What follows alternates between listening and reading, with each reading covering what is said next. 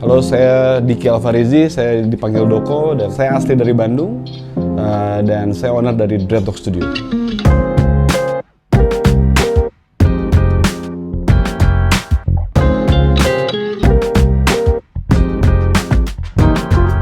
Pertama kali bisnis Dreadlock ini awalnya sih pengen rambut gimbal, terus bingung mau ngegimbal di mana. Akhirnya ketemu dari beberapa orang komunitas, akhirnya ada orang yang bisa ngegimbal tapi nggak punya tempat nih. Akhirnya jadi, terus bingung untuk perawatannya tuh kemana. Seiring waktu ngulik kepalanya sendiri, bisa ngegimbal, terus akhirnya ada ngajakin orang-orang kayak cobain gimbal.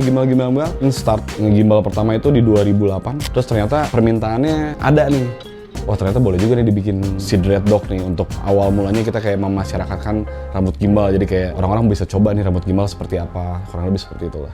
Awalnya sih itu sih, terinspirasi pertama kali musiknya jelas musik reggae, ngeliat orang-orang gimbal, akhirnya jadi penasaran pengen nyobain rambut gimbal nih. Kita dulu nggak ngeliat barber lah. Kalau barber kita nggak tahu tuh tempat potong rambut, ya standarnya adalah kursi sama kaca. Terus kalau salon teknik, dia punya menunya banyak, mulai dari ngecat rambut dan apa-apa.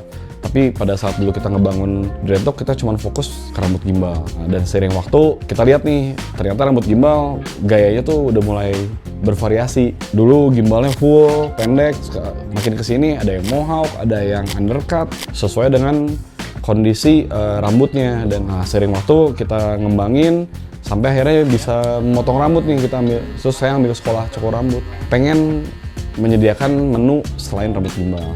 Yang uniknya mungkin dari segi tempat sih. Sekarang nggak langsung tiba-tiba tokonya nggak harus merah kuning hijau banget. Nah, slow livingnya saya ambil dari barang-barang yang berbau art atau yang berbau barang-barang bekas kita taruh-taruhin seperti itu. Setelah jalan tahun ke 3-4 lah mulai mikir kayak kok kita menunya cuma gimbal doang ya, kayaknya menu yang lain kita harus belajar nih. Jadi supaya kita belajar jadi expertise lah, nggak sekedar ngomong hanya based on praktek. Nah itu kita coba sekolah untuk ngasah skill baru, yaitu potong rambut. Kita belajar tentang alat mesin cukur, mesin potong rambut, terus sisir, gunting, perbedaannya seperti apa. Gimbal itu kan cuma modalnya jarum ya. Dilihat alatnya potong rambut lebih banyak, jadi berasa kayak bengkel, nanti jadi kayak wah seru juga nih ternyata. Dan secara pengerjaan potong rambut dan gimbal ternyata ada sebuah kemiripan, yaitu menata pola, menyocokin kondisi muka. Kalau ada customer pengen gimbal nih, kita tanya dulu nih mau sambungan atau mau rambut asli. Standar yang harus dilakukan untuk customer datang ke kita yaitu rambut minimal 8 cm untuk bisa ngegimbal. Tapi itu pakai sambungan ya. Loctician ya, kalau dilihat Loctician tuh ya karena di negara-negara maju, terutama di Amerika, negara-negara yang ada kulit hitamnya kan rambutnya keriting ya. Problemnya orang kulit hitam itu karena rambutnya nggak biasa dilurusin, daripada dia berantakan ya akhirnya dibikinnya gimbal atau dibikinnya kepang. Nah, Loctician ini ya sebutan kayak seorang barberman juga sih, dia bisa mengepang atau menggimbal. Kalau kita cara menentukan harga yaitu dengan kita lihat dulu kondisi rambutnya, mau sambung atau tidak, terus mau berapa banyak. Kalau cara kita menghitung harganya ya balik lagi tadi hitungan per helai, terus panjangnya jadi per senti. Kita punya kategori mulai dari 10 cm, 15 cm, 25 cm, jadi naiknya per 10 cm. Kita nggak hitung jam, tapi kita bisa menentukan dalam satu kepala di undercut minimal 4 jam kita udah beres. Paling lama sekarang kita ngerjain kalau di gimbal paling 8 jam dan helainya tuh bisa 80 helai.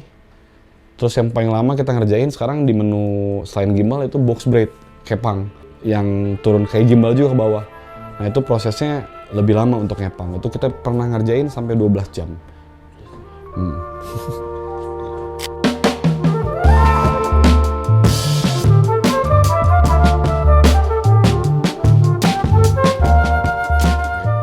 Pengalaman unik dari customer ya, atau selama kita menjalani bisnis ini ya, kita kedatangan tamu yang mulai umur SD pernah, SMP pernah, sampai yang udah nenek-nenek pun pernah kita gimbal. Nah itu yang kita lihat bahwa ya baik lagi kalau rambut bebas dipakai dan digayakan seperti apa gitu. Jadi kita berharap kayak rambut gimbal ini bukan menjadi hal rambut yang negatif lagi. Jadi semua orang bisa menggunakan rambut gimbal, tapi kita kasih tips. Kalau lihat di Instagram kita suka ngasih tahu kayak penggunaan produk yang bagus apa, terus bagaimana cara merawatnya. Nah, hal-hal itu aja yang kita edukasi sama masyarakat.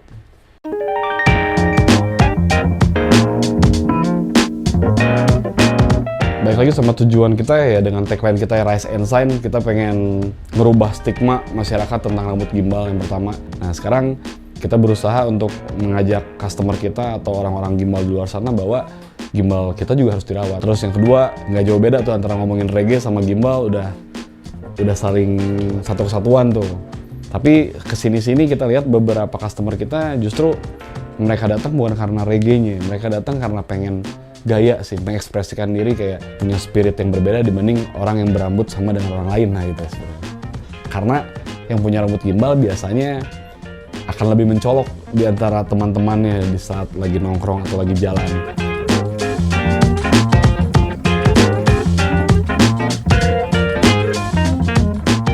Dulu setelah kita pindah ke, pertama kali kita masih baru pindah ke Dago, kondisi keadaan bisnisnya lagi berkembang tuh, lagi banyak peminatnya, tiba-tiba pandemi kan. Sampingannya adalah kita coba ngembangin ke produk. Jadi kita mulai dengan membuat sampo, hair tonic, sama hair mist. Ini 3 produk ini dasarnya adalah dari komplainnya customer. Selalu menanyakan tentang sampo apa yang cocok sih. Rambut gimbal tuh tidak seperti rambut biasa, jadi dia nggak boleh keramas setiap hari lah. Nah, akhirnya kita bikin hair mist sebagai parfum rambut sama buat menyehatkan, jadi ngeliatin kondisi rambutnya lembab, itu kita bikin hair mist. Kalau hair tonic, kebanyakan karena rambut gimbal itu ditarik kenceng, akhirnya ngebuat si akar rambut jadi gampang keputus kan. Nah, gimana caranya? Akhirnya kita bikin namanya hair tonicnya. Nah, itu brandnya kita bikin namanya Draco.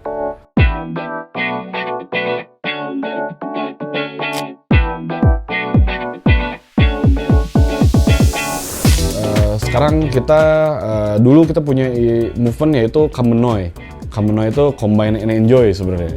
Combine and Enjoy itu, ya tadinya mikir gini, gimana caranya brand gimbal ini bisa masuk ke banyak orang. Nah, pertama kali kita buka Dreadlock, kita bikin launching dulu di Sulanjana.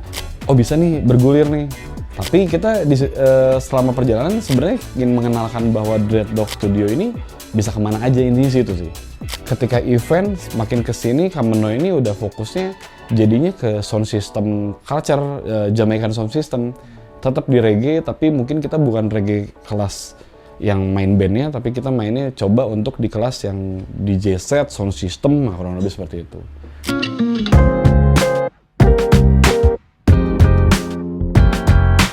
Sekarang ini kita punya plan pengen bikin sekolah.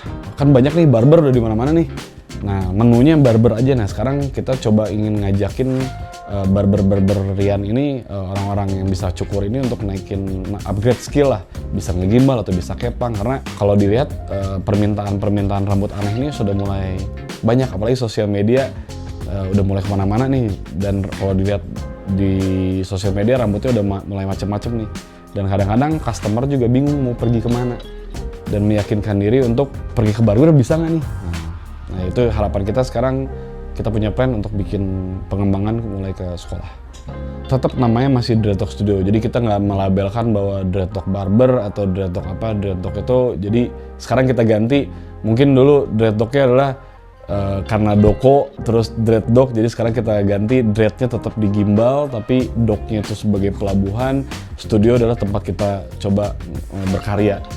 Alhamdulillah ada 4 karyawan di Jakarta sekarang yang bisa ngerjain tidak hanya cukur, tidak hanya gimbal, tapi udah bisa ngeriting rambut, ngepang rambut, apapun yang customer inginkan kita coba menjadi, bahasanya studio ini menjadi salon mungkin ya, dengan market cewek cowok. Kita bisa nih, apalagi yang unik, tiba-tiba mau segi, mau mulet yang bronze seperti apa, curly bisa. Nah, kurang lebih kita akan ngembangin ke rambut-rambut unik lah sekarang, targetnya itu. Ya buat yang pengen tampil beda, yang pertama cari jelas, kita harus tahu perbedaan kita sama orang lain apa, terus kita kuatkan lagi skill kita, gimana caranya beda kita bisa hidup gitu sih. Yang tadinya idealis, kita harap gimbal ini bisa diterima masyarakat dan kita harap pengembangan brandnya dan usahanya juga berkembang sih.